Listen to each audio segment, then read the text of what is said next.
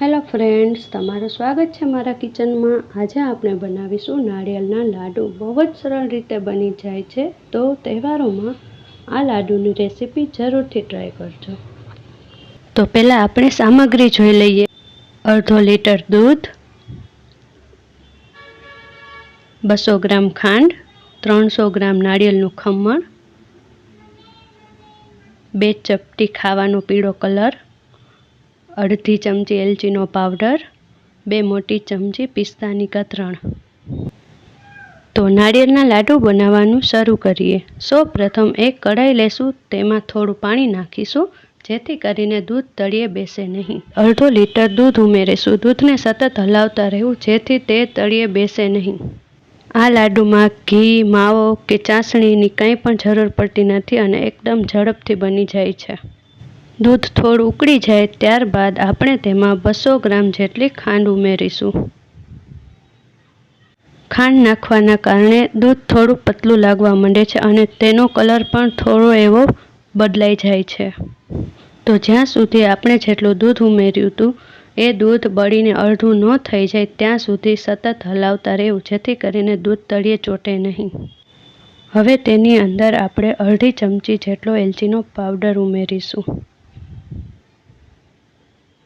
તો ફ્રેન્ડ્સ, તમે જોઈ શકો છો કે આપણે જેટલું દૂધ ઉમેર્યું હતું તે અડધું થઈ ગયું છે અને દૂધ થોડું ઘાટું પણ થઈ ગયું છે। દૂધને સતત હલાવતા રહેવું અને ગેસની સ્પીડ મીડિયમ જ રાખવી। હવે તેની અંદર આપણે 300 ગ્રામ નારિયેળનું ખમણ એડ કરી લેશું અને દૂધને સતત હલાવતા રહેશું જ્યાં સુધી મિશ્રણ ઘાટું ન થઈ જાય ત્યાં સુધી ગેસની ફ્લેમ ફૂલ રાખવી અને સતત હલાવતા રહેવું જેથી કરીને મિશ્રણ તળિયે ચોટે નહીં। તમે જોઈ શકો છો કે નારિયેળનું મિશ્રણ ઘટ્ટ થવા લાગ્યું છે। ફ્રેન્ડ્સ, તમે પણ એકવાર આ રીતે લાડુની રેસીપી બનાવજો। ખૂબ જ ઓછી મહેનતમાં બનીને તૈયાર થઈ જાય છે। તમે જોઈ શકો છો કે મિશ્રણ એકદમ ઘાટું થઈ ગયું છે। હવે તેની અંદર આપણે ખાવાનો પીળો કલર ઉમેરીશું।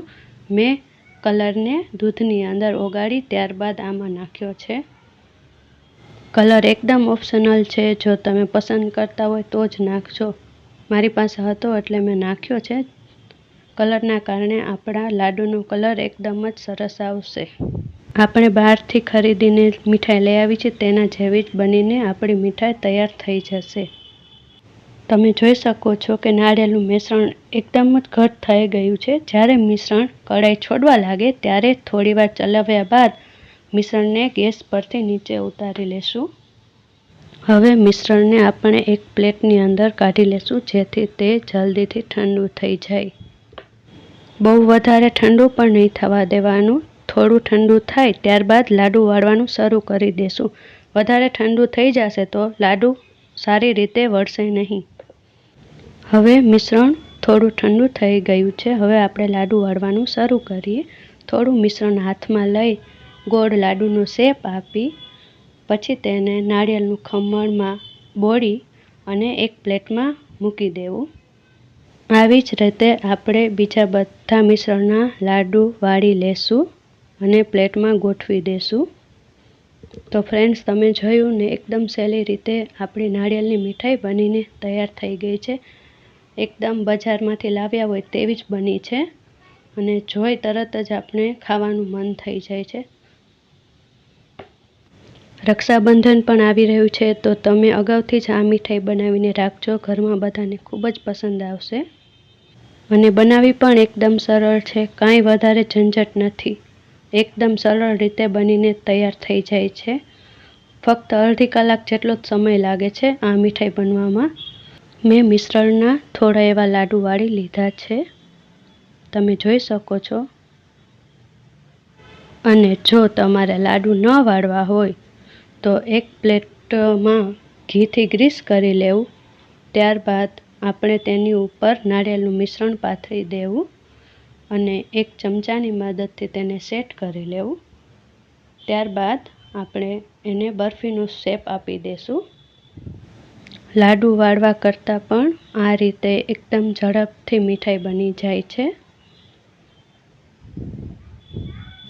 તો ફ્રેન્ડ્સ, આપણે પ્લેટની અંદર મિશ્રણને પાથરી લીધું છે અને ચમચાની મદદથી સારી રીતે સેટ કરી લેવાનું, જેથી કરીને શેપ સારો આવે. તો તમે જોઈ શકો છો કે એકદમ સરળતાથી મિશ્રણ પથરાઈ ગયું છે. હવે આપણે તેની ઉપર નાળિયેરના ખમણથી ગાર્નિશિંગ કરીશું.